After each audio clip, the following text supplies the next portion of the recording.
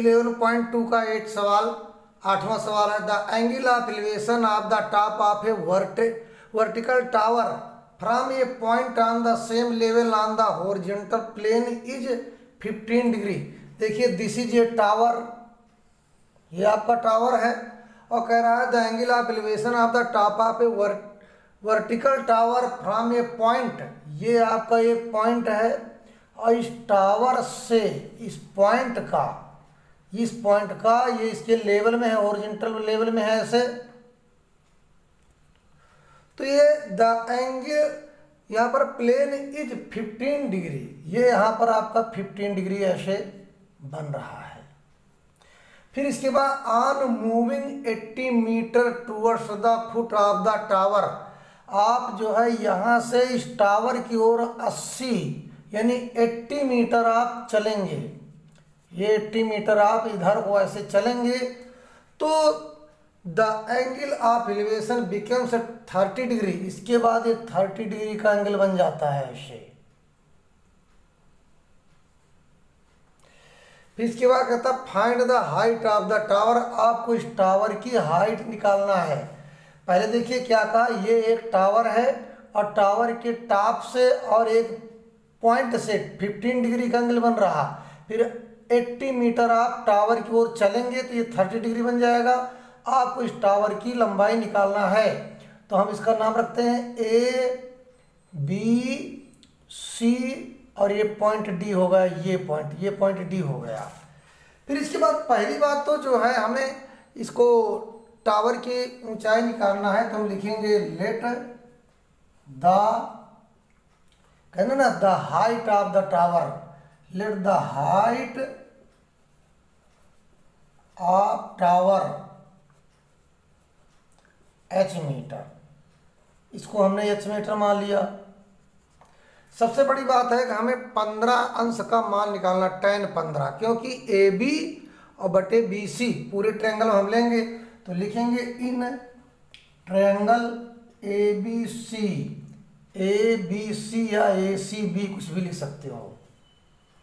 तो फिर लिखेंगे A B upon B C, A B upon B C as equal to tan 15 degree, है ना। अब यहाँ पर ए बी आपने क्या माना h, तो यहाँ पर आ जाएगा आपका h अपान में बी सी, देखिए बी डी एक्स मान लो, ये आप x मान लीजिए तो b और c क्या होगा 80 प्लस एक्स, तो यहाँ पर आ जाएगा 80 plus X as equal to tan 15। अब यहाँ पर हम पहले tan 15 का मान निकालेंगे तब हम जो है यहाँ पर रखेंगे। तो tan 15 का मान निकालना हम आपको बताएंगे, तब तक इतने इक्वेशन को हम यहाँ पर लिख लेते हैं h upon 80 plus X as equal to tan 15 degree. आइए पहले tan 15 की वैल्यू निकालते हैं। तो tan 15 मान निकालेंगे, tan a माइनस बी का फार्मूला लगाएंगे, इसका फार्मूला हम खोल लेते हैं, tan a minus tan b upon 1 plus tan a into tan b। अब यहाँ पर a बराबर हम रखेंगे, a इक्वल में 45 रखेंगे और b इक्वल में 30 डिग्री रखेंगे। तो 45 में 30 अगर माइनस करोगे तो आपका 15 आ जाएगा। तो हम यहाँ पर लिखेंगे tan 15 डिग्री बराबर tan 45 माइनस tan 30 डिग्री अपान में 1 प्लस tan 45 इंटू tan 30, ये आपका मान आएगा। अब इसी को हमने यहाँ रखा, अब इसका मान देखते हैं। तो tan 45 मान होता है 1 और माइनस tan 30 का होता है 1 अपान √3 अपान में 1 प्लस 1 इंटू 1 अपान √3। देखिए tan 45 का मान 1 होता है, tan 30 का 1/√3 1 आ गया यहाँ पर, फिर tan 45 1 इंटू 1 अपान √3। फिर इसके बाद बच्चों यहाँ पर इसका इससे मल्टीप्लाई कर दो -1, तो √3 माइनस 1 अपान में फिर वही √3 हो जाएगा। उसी प्रकार से √3 बन जा √3 और प्लस 1 1 जा 1 अपान √3, ये आपका आएगा ऐसे। और फिर इसके बाद बच्चों ये √3 और ये √3 कट जाएगा तो आपका आएगा √3 - 1 अपान में √3 + 1। अब यहाँ पर हम क्रॉस मल्टीप्लाई कर लेते हैं √3 - 1 और इंटू √3 - 1। अब ये देखो √3 - 1 √3 - 1 सेम है तो हम यहाँ लिखेंगे √3 - 1 का स्क्वायर लिख देंगे। दोनों सेम है ना, ये a इंटू ए यानी दोनों का स्क्वायर होगा, या a + b a - b तो आ जाएगा a² - b² यानी √3² - 1²। अब बराबर में आएगा आपका यहाँ पर a - b का होल स्क्वायर लग जाएगा, फार्मूला √3² + 1² -2ab तो -2 इंटू √3 इंटू 1 अपान यहाँ पर √3² होगा 3 और 1² होगा -1। तो यहाँ पर √3 कितना है 3 + 1 -2 √3 और अपान में 3 में 1 गया 2 आया। फिर इसके बाद 4 आ जाएगा यहाँ 4 - 2 √3/2। फिर यहाँ पर हम 2 कॉमन ले लेंगे, हमने यहाँ पर 2 कॉमन ले लिया तो यहाँ क्या आ गया 2 और -2 ये 2 तो इसमें आ गया, यहाँ 2 आ गया तो यहाँ पर -√3 आएगा और अपान में 2 आ जाएगा और ये 2 से 2 कट जाएगा तो tan 15 का मान आएगा 2 - √3। तो यहाँ पर लिख देंगे tan 15 डिग्री = 2 - √3।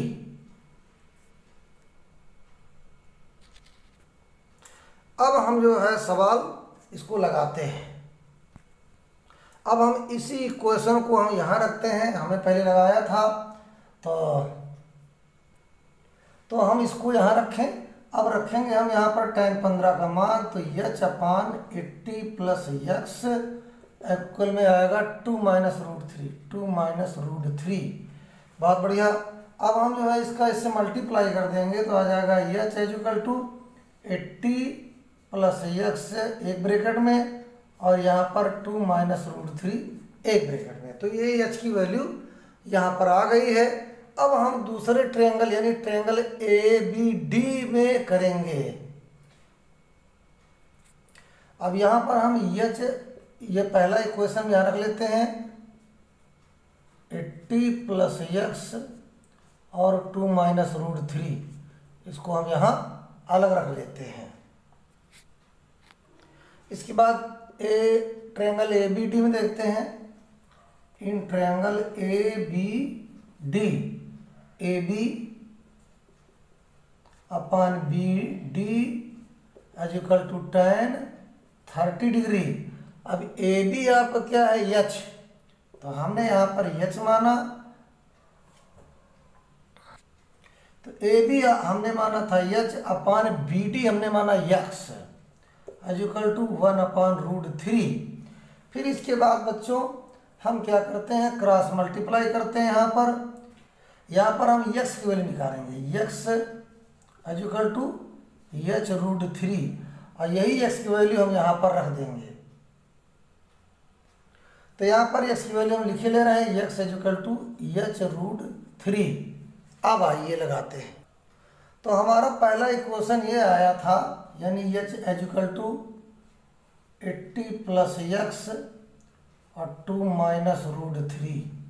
अब हम यहाँ मल्टीप्लाई करेंगे, या तो यहाँ x की वैल्यू h√3 हम यहाँ रख देते हैं, लेकिन पहले मल्टीप्लाई कर लीजिए। तो 80 को 2 से मल्टीप्लाई करें 160 हो गया, फिर 80 को √3 से मल्टीप्लाई करो तो -80 और √3 आएगा। फिर यहाँ पर इससे मल्टीप्लाई करेंगे तो आपका आ जाएगा +2x, फिर इससे मल्टीप्लाई करेंगे -x√3 आएगा। अब जहाँ जहाँ x है वहाँ पर हम h√3 रखेंगे। तो h = 160 - 80√3 और +2 इंटू h√3 और माइनस फिर यहाँ पर h√3 इंटू √3। फिर इसके बाद h = 160 - 80√3 और यहाँ पर हो जाएगा +2h√3 और माइनस यहाँ पर हो जाएगा 3h। अब इस इक्वेशन में जितने एच हैं उनको लेफ्ट में करेंगे। तो देखिए एक तो एच ये पहले से है तो एच लिख दीजिए। अब यहाँ पर 2h√3 इसको इधर लेंगे तो -2h√3, और ये माइनस है तो यहाँ +3h हो जाएगा इक्वल टू।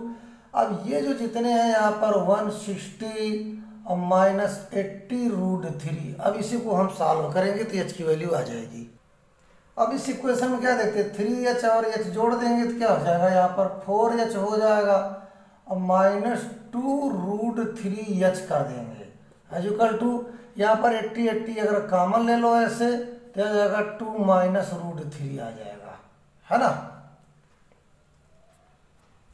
यहाँ पर भी देखिए इधर अगर हम यहाँ पर 2h और 2h कॉमन ले लेंगे ऐसे हमने 2h कॉमन ले लिया तो यहाँ क्या बचेगा, 2 बचेगा और -√3 बचेगा। यहाँ पर 80 और 2 -√3, अब ये 2 -√3 काट देंगे हम तो आ जाएगा 2h इक्वल टू 80। तो यहाँ पर बच्चों h इक्वल टू आपका 80/2 हो जाएगा तो ये 40 आ जाएगा। तो यहाँ पर आंसर आपका आएगा h equal to 40 metre, that is answer. तो बच्चों मैंने बालाजी प्रकाशन का यही एक सवाल डाला हूँ, h बराबर 40 मीटर आ गया। ज़्यादा वीडियो लंबा ना हो इसलिए हम एक एक सवाल लगाते हैं। नवा सवाल जो है हम अगली वीडियो में डालेंगे। अगली नोटिफिकेशन पाने के लिए वीडियो लाइक, सब्सक्राइब, कमेंट करो और अपने दोस्तों को भी शेयर कर दो। धन्यवाद।